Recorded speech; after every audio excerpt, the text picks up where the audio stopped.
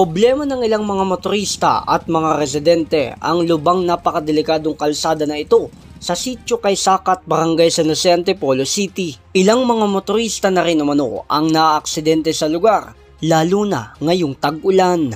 Ngayon napakahirap naman po talaga.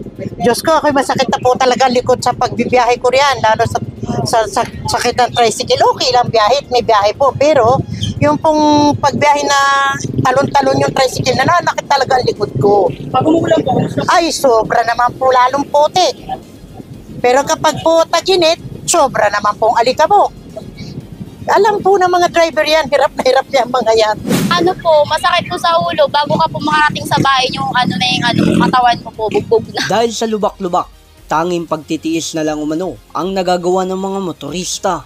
Hiling ng mga motorista at residente ang agarang aksyon sa problema. Medyo nahihirapan din sila kasi mananakay namin ng mga estudyante. So, siyempre, unang-una yan, nahihirapan, may pasukan.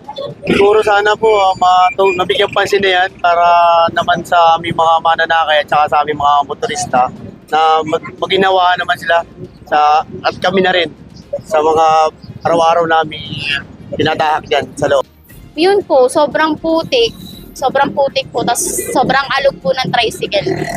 Parang parang it's time to give back naman na po na halos lahat naman po nagbabayad naman na po yung mga tao po ng tax. Sana po mabalik na rin sa tao yung mga pinabayad po nila. Sinubukan namin kunan ng pahayag ang lungsod ng Antipolo, ngunit hanggang ngayon, wala pa rin itong tugon. J. Martin, JKRS News and Public Affairs.